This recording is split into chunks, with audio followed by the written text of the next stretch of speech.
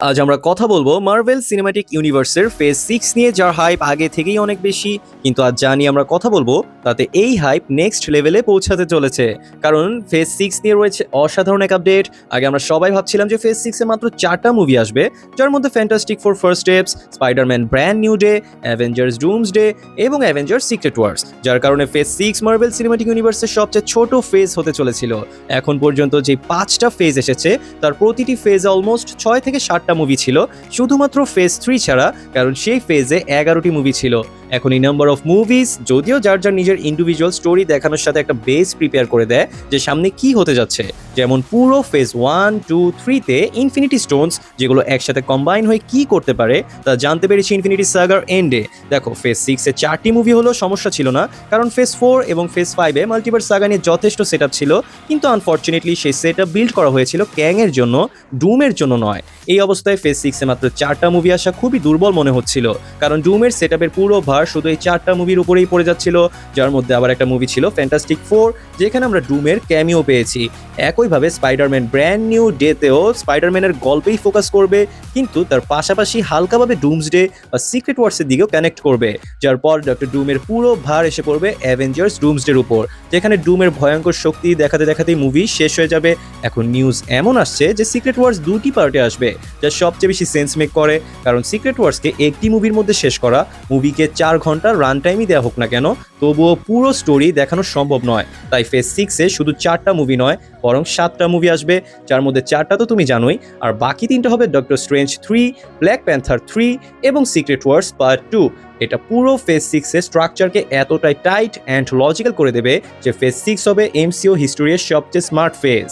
আজ আমরা বিস্তারিত ব্রেকডাউন করব কিভাবে 4 থেকে 7 এর যাত্রা ফেজ 6 কে অসাধারণ বানিয়ে দিয়েছে। এর পাশাপাশি কিছু প্রবলেম সলভ হতে শুরু করেছে, যেমন কিভাবে দুর্দান্ত লজিক দিয়ে নতুন ব্ল্যাক প্যান্থার অ্যাড করা যায় এমসিইউতে, এবং কিভাবে ডক্টর স্ট্রেঞ্জের থার্ড মুভি একটা ব্রিজের মতো কাজ করবে ডুমসডে এবং সিক্রেট ওয়ার্সের মাঝে। তাই ফেজ 6 এর নতুন লাইনআপ কেন গেম চেঞ্জার, এটা জানতে প্রথমে ফেজ 6 এর স্ট্রাকচার বুঝে নেই। তবে যারা চ্যানেলে নতুন তারা দ্রুত সাবস্ক্রাইব করে দাও এবং পাশে থাকা বেল আইকনটি ক্লিক করে দাও, যেন পরবর্তীতে এরকম ইন্টারেস্টিং সকল আপডেটস সবার আগে পেতে পারো। আর কমেন্ট করো এমসিইউ ফেজ 6, কমেন্ট করা অত্যন্ত জরুরি, কারণ এতে চ্যানেল উপকৃত হয় এবং এতে আরও অনুপ্রাণিত হই নতুন ভিডিও নিয়ে আসার জন্য।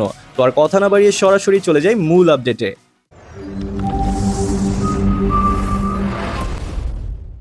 দ্য ফ্যান্টাস্টিক ফোর ফার্স্ট স্টেপসে আমরা পেয়েছিলাম একটা অল্টারনেট ইউনিভার্সের ইন্ট্রোডাকশন। স্পাইডারম্যান ব্র্যান্ড নিউ ডেতে মাল্টিভার্সাল মেসের মাঝে গ্রাউন্ড লেভেল হিরোর পার্সপেক্টিভ দেখা যাবে। তারপরে সরাসরি ডুমসডেতে অ্যাভেঞ্জার্সরা অ্যাসেম্বল হয়ে ডক্টর ডুমের সঙ্গে লড়বে মাল্টিভার্স কোল্যাপসের মধ্যেই, এবং সেখানেই বীজ বপন হবে ডক্টর স্ট্রেঞ্জ 3 এবং ব্ল্যাক প্যান্থার 3 এর, যেখানে আমরা দেখব মাল্টিভার্স অফ ম্যাডনেসে হারিয়ে যাওয়ার পর Doctor Strange is back, but সে হিরোদের জন্য ফিরে আসেনি, বরং সে এসেছে ডক্টর ডুমকে হেল্প করতে। এছাড়াও একটা ডায়ার সিচুয়েশনে তাকে হেল্প করবে ব্ল্যাক প্যান্থার, যার মুখ দেখা যায় না কিন্তু অ্যাকশন সবই বলে দেয় যে সে আর্থ 616 এর হিরোদের হেল্প করতে এসেছে। ব্ল্যাক প্যান্থার হবে পুরোপুরি আনএক্সপেক্টেড হেল্প।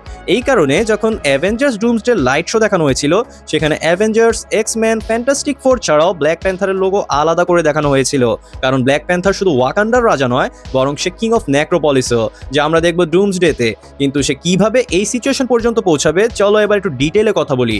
শুরু করি ডক্টর স্ট্রেঞ্জ 3 থেকে, যা কমিক্সে 2015 এর সিক্রেট ওয়ার স্টোরি লাইনের মতোই ব্ল্যাক প্রিস্ট আর্ক দেখাবে, যেখানে স্ট্রেঞ্জ মাল্টিভার্স কোল্যাপস থামানোর জন্য নিজেই রিয়েলিটি ডিস্ট্রয় করতে শুরু করে। সে একটা কসমিক লেভেল স্যাক্রিফাইস করে, যেখানে সে ইমোরালিটি বা আনইথিক্যাল প্র্যাকটিস করে গ্রেটার গুডের জন্য।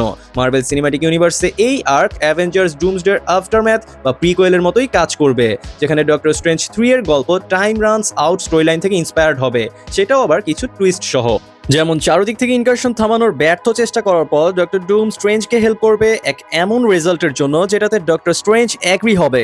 এটা প্যারালাল হবে ইনফিনিটি ওয়ারের টনি আর স্ট্রেঞ্জের আনএক্সপেক্টেড টিম ওয়ার্কের মতোই, যেখানে আমরা এক ডেসপারেট ডক্টর স্ট্রেঞ্জকে তার নিজের রুলস বেন্ড করতে দেখি, কারণ রবার্ট ডাউনি জুনিয়রের ক্যারেক্টারের প্ল্যান অফ অ্যাকশন অ্যান্ড কনভিকশনের মাধ্যমে এখানে দেখা যাবে সবচেয়ে বড় ত্যাগ। কিন্তু এবার বিলটা রবার্ট ডাউনি জুনিয়রের ক্যারেক্টার ডুম নয়, বরং ডক্টর স্ট্রেঞ্জ দেবে, যা ডুমসডেতে বিশাল টুইস্ট হিসেবে দেখা যাবে।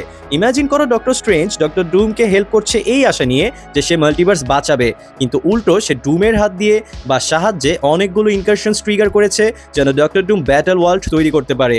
এটা শুধু স্ট্রেঞ্জের মধ্যে বিশ্বাসঘাতকতার আগুন জ্বালাবে না, বরং তাকে এক এমন স্ট্র্যাটেজিক অ্যাসেটে পরিণত করবে যে ডুমের খুব কাছাকাছি থেকে অ্যাভেঞ্জার্সদের হেল্প করবে ডুমকে হারাতে। এখন এই সব কিছু ঘটানোর জন্য ডক্টর স্ট্রেঞ্জ 3 সবচেয়ে বড় সেট আপ হবে, কারণ এই মুভিতেই আমাদের ডক্টর স্ট্রেঞ্জ আর ডক্টর ডুমের ডাইনামিকটা ভালো করে দেখানো হবে। এই মুভিটা হবে একদম পারফেক্ট প্রিকারসর, যেখানে এক্সপ্লেইন করা হবে কেন ডক্টর স্ট্রেঞ্জ ব্যাটল ওয়ার্ল্ডে ডক্টর ডুমের সাইডে থাকবে। একটা পারফেক্ট সেট আপ যেখানে ডক্টর স্ট্রেঞ্জের আর্ক যেমন দেখা যাবে, ঠিক তেমনি ডক্টর ডুমের আর্ক আরো পাওয়ারফুল হতে দেখা যাবে। ডক্টর স্ট্রেঞ্জ 3 এর পর আসে ব্ল্যাক প্যান্থার 3 এর স্টোরি, যা ফেজ 6 এর সেকেন্ড সারপ্রাইজ বম, যা অ্যাভেঞ্জার্স ডুমসডের পর আসবে। এখানে নতুন ব্ল্যাক প্যান্থারকে ইন্ট্রোডিউস করা হবে, কিন্তু সে মেইন মার্ভেল ইউনিভার্স আর্থ 616 এর নয়, বরং এক অল্টারনেট ইউনিভার্স থেকে হবে। এখন দেখো, অন্য কোনো ইউনিভার্সের স্টোরি এমসিইউ প্রথমবার দেখাচ্ছে না। এর আগেও ডেডপুল অ্যান্ড উলভারিন এবং ফ্যান্টাস্টিক ফোর ফার্স্ট স্টেপস অন্য ইউনিভার্সের স্টোরিজ ছিল, যাদের অ্যাটলিস্ট নিজেদের স্টোরিজের সাথে মেইন মার্ভেল সিনেমাটিক ইউনিভার্সের কোনো কানেকশন ছিল না। এবং এই ব্যাপারে পুরোপুরি সেন্সও তৈরি হয়, যদি মার্ভেল হঠাৎ এইসব ক্যারেক্টারকে মেইন এমসিইউতে যোগ করতে চায় তাহলে তাদের অরিজিন দেখানো সম্ভব নয়। তাই প্রথমে সেপারেট ইউনিভার্সের স্টোরি দেখানোর পুরো সেন্সই রয়েছে। তারপরও মার্ভেলের সামনে আরও একটি প্রবলেম রয়েছে, আর তা হলো মেইন ইউনিভার্সে তাদের কাছে ব্ল্যাক প্যান্থার নেই, এবং টিচালার ক্যারেক্টারকে রিকাস্ট না করেই তাদের নতুন ব্ল্যাক প্যান্থারকে আনতে হবে। এবং এখান থেকেই শুরু হয় ব্ল্যাক প্যান্থার 3 এর স্টোরি। এক ব্ল্যাক প্যান্থার অন্য ইউনিভার্সের, যে শুধু ওয়াকান্ডার প্রোটেক্টরই নয়, বরং সে তার পুরো আর্থের প্রোটেক্টর। সে তার আর্থকে বাঁচাবে প্রথমে কাবালের হাত থেকে, যেখানে তার সামনে দাঁড়াবে এমন একজন ভিলেন যাকে দেখে সুপার হিরোরাও লড়াইয়ের আগে ভেবে নিবে, এবং সে হবে কিং থ্যানোস, যার সঙ্গে থাকবে নেমর এবং আরও অনেক ভিলেন্স, যারা শুধু নিজেদের ইউনিভার্সকে ইনকারশন থেকে বাঁচানোর জন্য এই ব্ল্যাক প্যান্থারের আর্থকে ডিস্ট্রয় করতে আসবে। কিন্তু এই ব্ল্যাক প্যান্থার কাবালকে দেখিয়ে দেবে ওয়াকান্ডাকে বাঁচানোর জন্য সে ম্যাড থ্যানোস হোক বা কিং থ্যানোস, সে কাউকে ছাড়বে না। কিন্তু টুইস্ট হলো, ফাইনাল ফাইটে যদিও সে কাবালকে হারিয়ে দেয় এবং কিং থ্যানোসকেও পরাজিত করে, তবুও সে একটা জিনিসকে হারাতে পারবে না, আর সেটা হলো ইনকারশন, যার কারণে ওয়াকান্ডা পুরোপুরি ধ্বংস হয়ে যাবে।